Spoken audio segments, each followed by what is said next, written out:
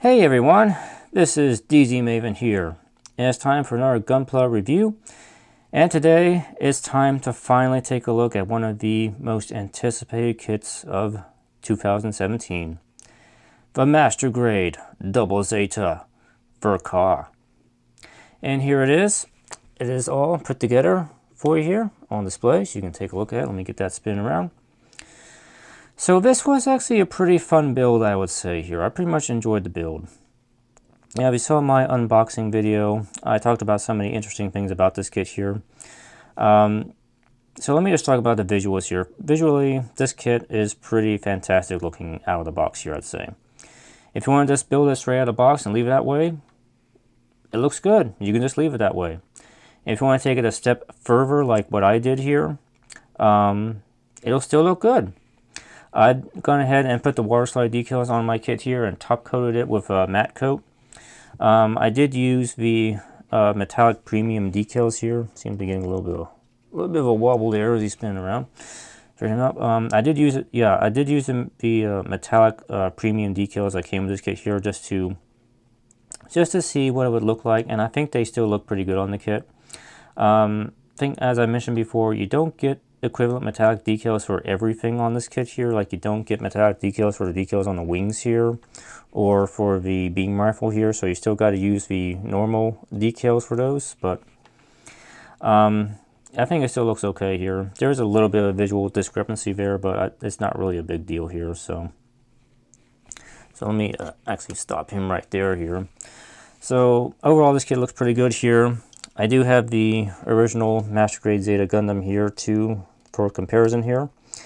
And yes, he is missing an arm. His arm broke off not too long ago while I was doing some comparison tests with this here. And there goes his little V-fin here. But yeah, we're not here to talk about this guy anymore here.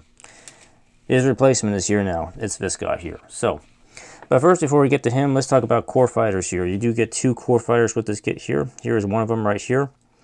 You only get 2 pilot figures here, one for this and one for the other one here.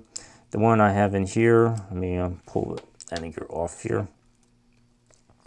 This one's painted up in the normal yellow color here. I'll just post a photo here that actually shows you a little better here the different pilot figures I have. I have one painted up in the standard AU space pilot suit in the yellow, and the other one's in Judo's red and white color scheme here.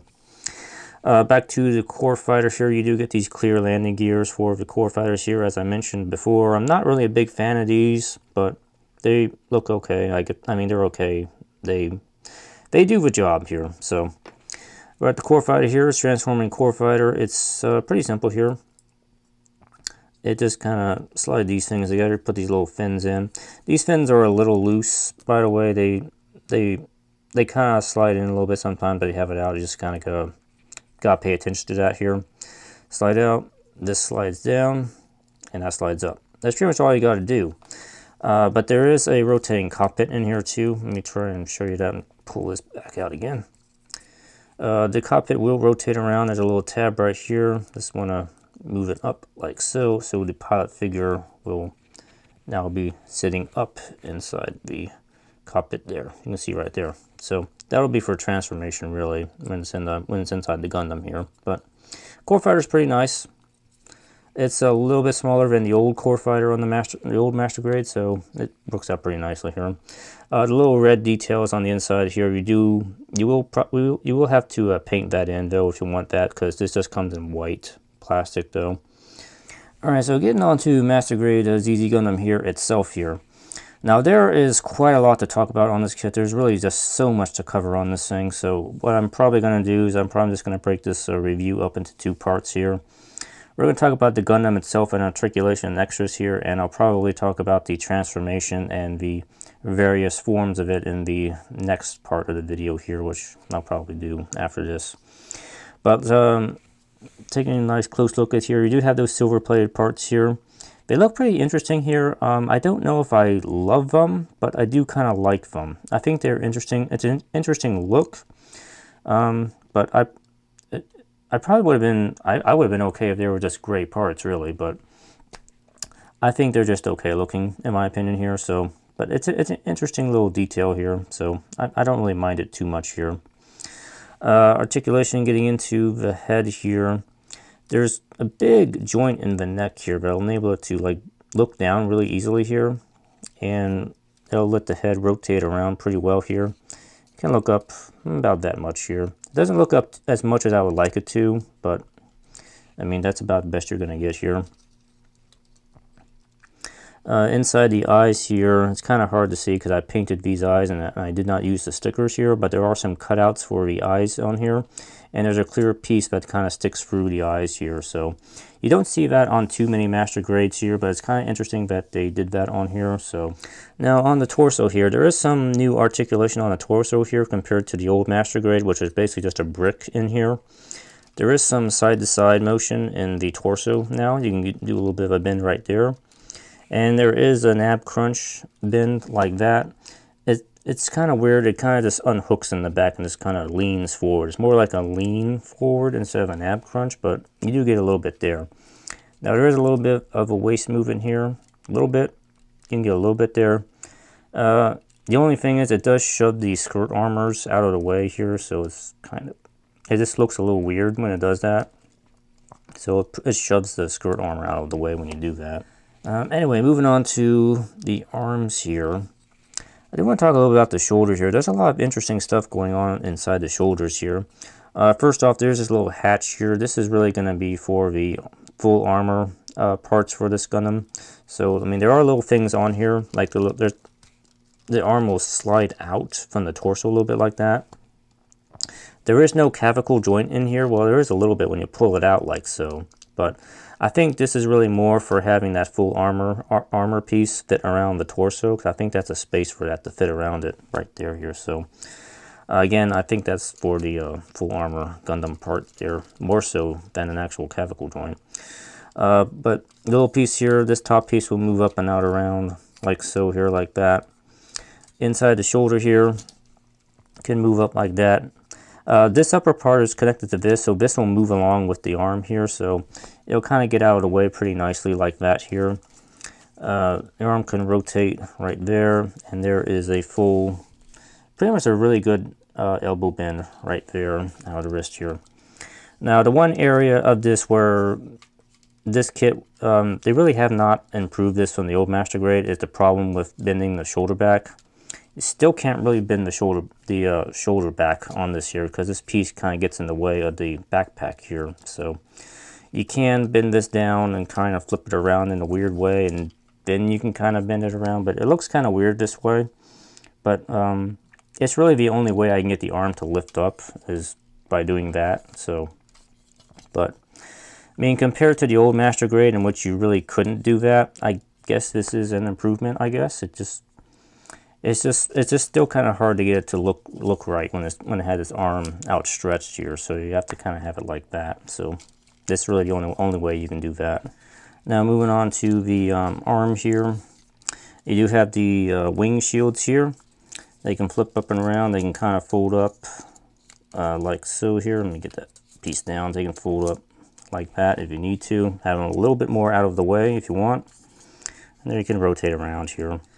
Okay, now onto the hands of this kit here. This is kind of interesting on the hands here. There's did something kind of unexpected here with the hands here, which I'll get to in a second here, but you do have the interchangeable fingers on the hand here, so you don't have a bunch of articulated fingers here. You have the normal fist fingers here. You do have the sort of an open palm hand with a large peg in it. This is for holding the beam sabers. And you do have a trigger finger hand for the double beam rifle. This is only for the right hand. But the thing about this here, you do have a articulated thumb on here. So you do get that here. It's on a ball joint.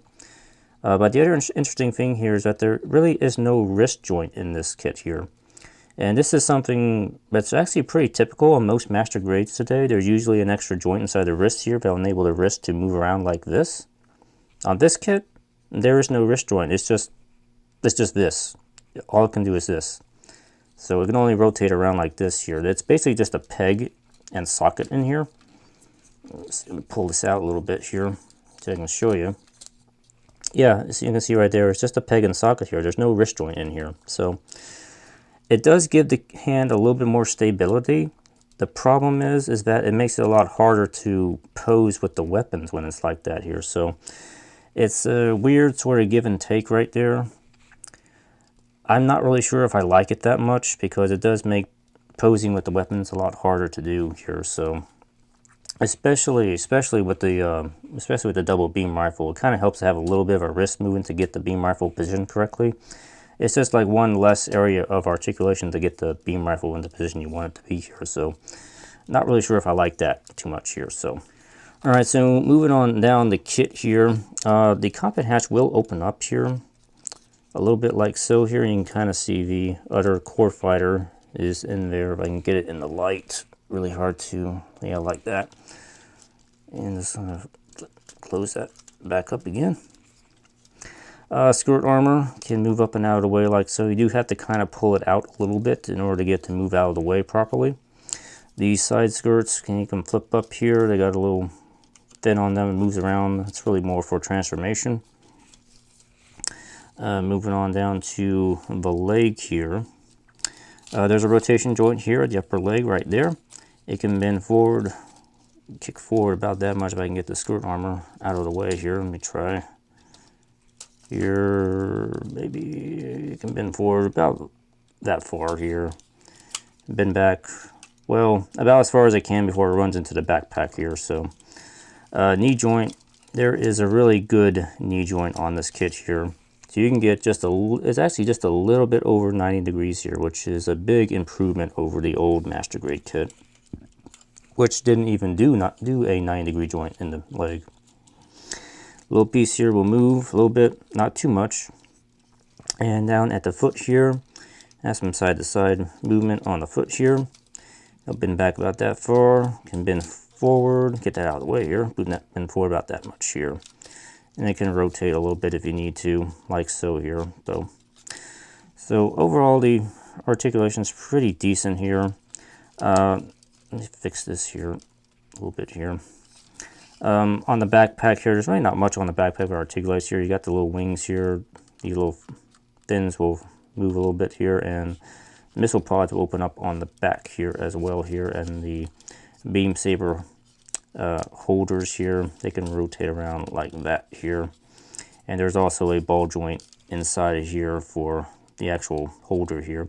You want to be, I do want to mention, you want to be careful about this here because this is a really tight ball joint here. And I found it's actually really hard to get this piece in. And there is a little bit of a whitening stress mark on this dark blue piece from that here. So you want to be, just want to be aware of that and be careful with that when you're putting that piece in and moving it around. So be careful about that here. All right, well, getting on to some extras here. Let me talk about the, we do have the action-based adapters that come with this kit here. This one here is your standard action-based adapter. This one connects right into the crotch of the ZZ Gundam here, and you also use this one for the core base and the G Fortress mode when you have it transformed as well. And you have the second action-based adapter. This one is specifically for the core top, so you want to use this one for the core top only. It's only for that here. And also want to make mention of the core fighters. They have a little peg hole on the bottom here. You can actually use one of the grab one here. One of the action-based 2s, the small ones, you can actually plug the core fighter into this here and just have it like so if you want to have it on display like that. Now there's also another, in addition to all those little interchangeable fingers, you do have the second set of hands here. These are slightly smaller and they are really only for the transformation. These are really just dummy hands. They go inside the arms during transformation, so that's what these are for. They're not really meant to be on the kit normally. And despite the fact that these actually have some ball socket on the ends, they don't really articulate any better than the straight peg and socket that's on the hands already. All right, and now we have our primary weapon of the ZZ Gundam, the double beam rifle here. As we say, this I think this is a pretty nice looking version of the double beam rifle. It's a lot better than the old one, which I have right here. You can kind of see for comparison here. It's only slightly, just a little bit smaller, just slightly, but not by much here. Just maybe only like less than half a centimeter shorter, I'd say. But I do like that they tried to cover up the gaping hole that's in the bottom here. There's a little piece here that kind of moves in when you have this handle flip down. That kind of flips down like that, and you can flip the handle back up and try and pull this piece back up here. It's a little hard to get up sometimes, but I do like how they basically covers up the hole here, so that looks really nice here. There is this additional cockpit on here. It's like right here, and I didn't put the pilot figure in here because I thought that would be kind of silly here, because this is basically a vomit cockpit here, and you basically pity the poor fool who decides to sit inside of here while the Gundam is transformed and Judo is spinning the beam rifle around shooting at stuff here, and you're going to be sitting in the back here upside down in the basically butt of the gun here, and you're going to barf your guts out. So it's like this is basically a vomit cockpit. That's what that is here. But the cockpit hatch just comes in clear plastic here, and I forgot to mention that for the core fighters here. If you want that to look right, you are going to have to paint this to make it look right. I use basically a blue-green color for this here. The actual manual suggests using some sort of clear smoke color for this, but I didn't really have anything like that here, so I just used the blue-green, and I think that looks pretty good here. Same for the core fighters as well here. So, oh, and also you do get a clear piece for the sensor on here. You do get a sticker for this here. I didn't use that. I just used some clear green and silver behind it, and I think it looks okay. But if you want to use the sticker, I don't blame you. It's a pretty big clear piece, so you can probably just do whatever you think looks best for that. Alright, the next thing we have is the Hyper Beam Sabers here. So we get our big beam effect parts. It's kind of plugged right into the end of this. And you now have a Hyper Beam Saber. This is basically a 1/60th scale beam saber. This is a beam saber blade from a Perfect Grade kit, as I said in my unboxing here. And it's really big. See how it looks next to the Gundam here. And it uses you want to use the open hands for this here. Let me get his hand positioned here so I can get it in like so here, and just kind of want to plug it in and see if I can get it in the slot. There we go, and it holds it pretty well here. See if I can get his thumb around it here. There we go, so it looks a little more natural like that, and it's on there pretty well. He's got it. It's not falling off here. But again, the lack of an actual wrist joint in here kind of limits the posing options for this here, but it looks okay. I pretty much like the beam saber. It looks really good here. Alright, now for a double beam rifle, do get that trigger hand. It's only for the right hand. This is a bit harder to get into the hand, again, because of the lack of a wrist joint. It makes it kind of really hard to get into the hand, and really, the only way he's going to hold this is if the arm is straight. If you try and do it with the arm is bent, it's like almost impossible to get into the hand. Let me see if I can get it in here without this falling apart here. There we go. Just like that. So, again, it's not really going to come off. It's on there pretty good here, but I wouldn't really shake it around too much here. But, again, the beam rifle is just, it's so big, it's kind of hard to pose with, and without an actual wrist in there, it kind of limits what you can do with it. It's like really the only really good actiony pose I've seen with this kit is the one we've already seen several times over, with the beam rifle outstretched and the other hand outstretched and everything. It's a good pose, but it's almost like the only good pose you can really do with this thing here. So it's kind of, I'm a little disappointed that I really cannot do more with this here. So I can't really do too much more posing with this kit and the beam rifle over the old Master Grade, and it's the same problem here. The beam rifle is just too big. That's the problem with it here. It is impressive looking, but it's just too big. It's just too big. Alright guys, so that's basically just a quick overview of the Articulation and the ZZ Gundam in its mobile suit mode here. I'm going to do a second video that will cover the transformation and the G Fortress along with the core top and core base mode, and get to my scoring and my review in that video here. So anyway guys, I hope you enjoyed the video here, and look forward to part 2. If you have any questions or comments, leave them down below, and be sure to subscribe because more stuff's always coming. Alright guys, I'll see you in part 2. Bye-bye.